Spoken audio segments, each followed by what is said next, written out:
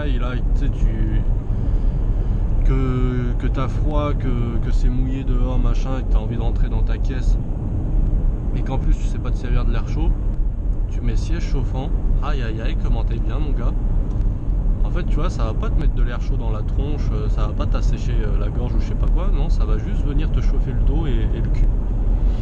Et c'est vraiment sympa. Alors, du coup, il y a peut-être moins de pertes. Là, je suis à 90, il fait beau, on appuie.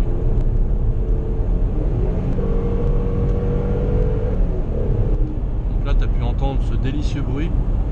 C'est ce que j'appelle la post-combustion. Alors, c'est vraiment n'importe quoi. Voilà, j'étais en côté tout, mais... Et donc cette post-combustion, en fait, pour ceux qui connaissent les voitures automatiques, moi je découvre tout ça. Pour ceux qui connaissent ces voitures automatiques, en fait, c'est un cran qu'il y a au bout de l'accélérateur, c'est-à-dire que tu appuies, si tu n'as pas assez de puissance, tu appuies encore plus et là tu déclenches le cran de post-combustion, sa grand-mère, et là ça t'envoie sur la lune direct. Parce qu'à l'époque, tu vois, ils faisaient des voitures qui étaient parfois pas terribles en automatique. C'était les premières, ça passait pas forcément quand tu voulais. Pour peu que tu manquais un peu de puissance, bah, pour doubler ou quoi, bah, des fois tu devais serrer les fesses, tu vois. Et donc quand eux, bah, ils sont pas foirés, ils ont fait une bonne boîte de vitesse et en plus, comme je te dis, ils ont rajouté ça. Et en plus, il y a pas mal de chevaux dessus, il y a 2 fois plus de chevaux que nécessaire quasiment. Donc pour dépasser, concrètement, ce qui se passe, c'est que selon le régime, bon bah j'appuie, lui il comprend si j'appuie plus ou moins fort et il comprend s'il faut un petit peu rétrograder, s'il faut tirer un peu, voilà. Et si ça suffit pas, mais alors vraiment là faut vraiment avoir besoin de doubler, faut vraiment s'être mis dans la merde pour avoir besoin d'utiliser cette fonction. Mais bon, si ça suffit pas, par exemple si tu es trop chargé en côte, tout le bordel, ou que tu es déjà à 130 et que tu as besoin de doubler machin, et bah là mon copain t'appuie tout au bout. Cette espèce de demeuré comprend que tu as besoin de toute la patate. Alors là, il va rétrograder illico presto. Tu vas avoir toute la puissance de dispo et il va tirer les rapports jusqu'au bout. Donc ça va être... Moi franchement, la première fois que j'ai testé ça, c'était un festival dans ma tête, franchement. J'étais trop content. Tu sais, moi je suis pas habitué, j'ai fait genre 20 ans de vélo. Pour moi, tu vois, déjà monter une côte, ça requiert énormément de puissance. Je suis impressionné. Oh, je me suis pris une espèce de merde là. Ça demande déjà énormément de puissance pour moi, donc je me rends bien compte de la puissance des voitures. Vraiment, c'est incroyable par rapport à ce que peut développer un humain ou même un animal. Donc déjà, une voiture de base, tu as une Dacia de 60 chevaux, je trouve ça impressionnant. Mais alors en plus, quand tu as réellement de la puissance, c'est impressionnant. Encore plus impressionnant, j'ai envie de te dire. Et quand en plus tu arrives à faire comprendre au moteur que tu as besoin de toute la puissance qui rétrograde et que... bon bref, quand t'es pas habitué, franchement c'est sympa, t'as des bonnes sensations. Alors pour un gars qui a l'habitude de rouler en Mustang 300 chevaux ou autre connerie plus puissante, bah, évidemment il s'en bat les couilles. Mais c'est pour ça faut garder les pieds sur terre en fait. Le mec qui a une voiture de 700 chevaux, il se rend pas compte réellement de ce qu'il a, tu vois, t'as jamais assez en fait. Même 700 chevaux, tu sais, par rapport à un Mirage 2000, c'est de la merde, hein. Donc non, faut toujours s'émerveiller face aux belles choses, tu vois. Pour moi, une voiture de 60 chevaux, une petite Dacia, c'est déjà incroyable en fait. Quand tu cases 400 personnes dans une Dacia et que tu vois que la voiture arrive à monter des côtes et tout, tu te dis mais putain c'est incroyable, alors qu'à l'époque il aurait fallu 3 chevaux, tu sais. Je parle de vrais chevaux, d'animaux. Donc ouais mon garçon, je suis impressionné. Alors d'autant plus quand tu fais des études d'ingénierie, quand tu fais des études scientifiques à l'école, tout ça, bah, tu te rends compte un petit peu des valeurs, tu te rends compte de la puissance des couples engendrés, des efforts mécaniques, de la fatigue qui intervient sur les matériaux et tout.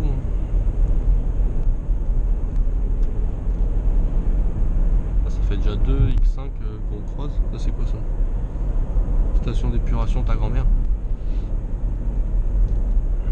Donc je suis vraiment tombé amoureux de cette voiture, hein. Comme tu peux voir, tu vois, c'est un Palace, un vrai vaisseau spatial. Alors après il faut avoir le gap qui va avec, tu vois. Si tu peux être une femme de 60 kg et avoir une voiture comme ça, tu vois, chacun fait ce qu'il veut, ça peut être très bien. Mais c'est bien d'avoir une voiture qui correspond à ton gabarit aussi, tu vois, c'est cool. Moi je me voyais mal, alors je pouvais très bien, hein, mon ego il me permet ce genre de choses, mais je pouvais très bien, tu vois, rouler en Dacia pendant 10 ans, même en faisant 2 mètres et 100 kilos, tu vois, bah les couilles. Mais c'est vrai c'est vrai que c'est appréciable d'avoir une voiture qui te ressemble un peu. Attends, alors là. Ah oui, alors moi, attends, mais je sais même pas ce que je fais, je vais où là? Parce que Wallan et compagnie, ils te font croire qu'ils savent où ils vont, mais ça se trouve, ils savent pas du tout où ils vont, mon gars. Attends, je voulais faire quoi au début? Ah oui, je voulais aller à la casse pour savoir s'ils avaient un manuel d'espace 3. Mais elle est où la casse? La casse, frérot. Elle est où? Elle est où la casse, frérot? Je sais pas moi. Tu vas utiliser Google Maps. Alors les copains, le téléphone, franchement, faut s'en servir à l'arrêt. À l'arrêt ou alors exclusivement sur route complètement dégagée, sec, 2 jours, ligne droite, tu vois. Et encore, quand je te dis ça, c'est genre juste pour vérifier quelle heure il est, pas plus, pas pour écrire des SMS ou des emails ou regarder ton Facebook. Mais là, comme ça, tu vois, en ville, c'est forbidden. Tu oublies tout de suite ton portable, mon gars. Si tu as envie d'utiliser ton portable, tu t'arrêtes, tu fais ce que tu as à faire. Tu comprends ce que je dis?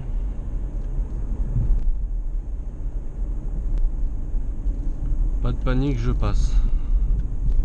Laisse-moi passer. La boîte automatique, c'est une merveille, franchement. Parce que je conduis encore régulièrement sur des boîtes manuelles. Aïe aïe aïe. C'est pas bon, mon gars, c'est pas bon. Même sur des récentes. Hein. Tu vois, quand elle était au garage, je vous raconterai l'histoire du garage. J'en ai eu pour un quart du prix de la voiture. Non, j'en ai eu pour la moitié du prix de la voiture. Bref, on m'a prêté pendant une semaine.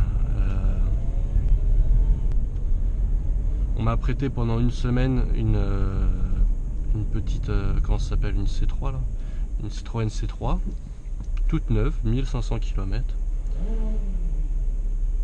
Attends, je vérifie parce que moi, tu sais, je suis pas très bon.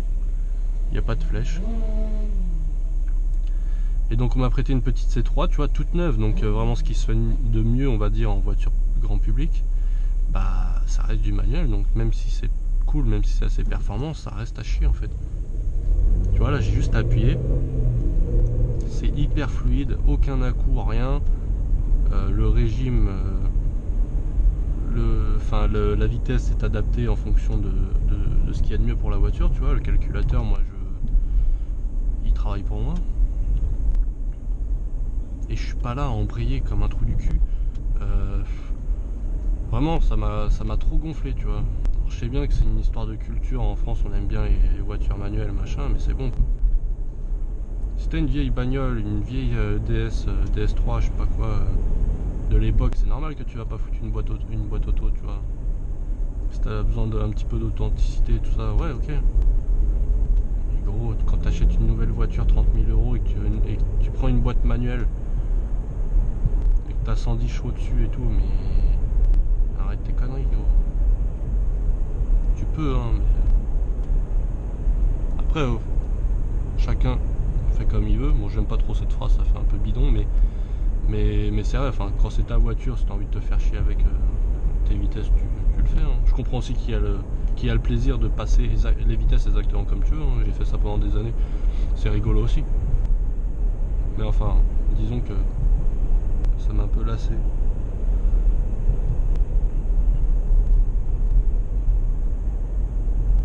Bon, je sais pas où est la casse. Et si je regarde sur Google Maps et tout le bazar, ça va m'obliger à stopper la vidéo. Il faudra que je trouve un... Je vais aller me garer à gauche. Donc je vais aussi t'apprendre à passer les ronds-points. Comme ça fera un rappel à ceux qui comprennent pas comment passer les ronds-points avec l'histoire du clignotant.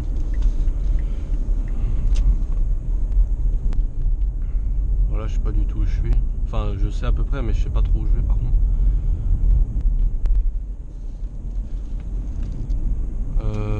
On va aller se garer chez les pompiers. Non. J'ai le droit, tu penses? Non, c'est un peu...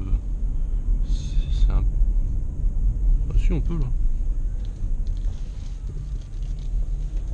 Centre d'incendie de secours. Attends, je me gare sur le côté. Je fais chier personne là.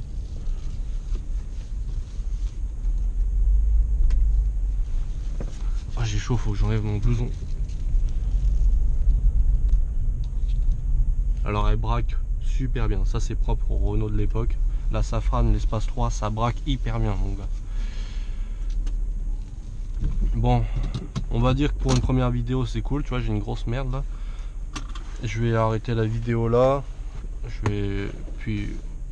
Voilà, hein, j'ai rien d'autre à te dire mon garçon. C'est une première vidéo, ça se trouve à faire 10 vues, ça se trouve à faire 100 vues, ça se trouve à faire 1 million de vues. Pour moi, c'était une vidéo cool vu que j'ai conduit ma voiture et que j'ai raconté des trucs. Après, je comprends que tu t'en bats un peu les couilles, hein, mais... Non, moi j'aime bien. Donc même si ça plaît à 10 personnes, bah, ça sera cool. En tout cas, je te laisse là. Je te dis à bientôt tout là-haut, frérot.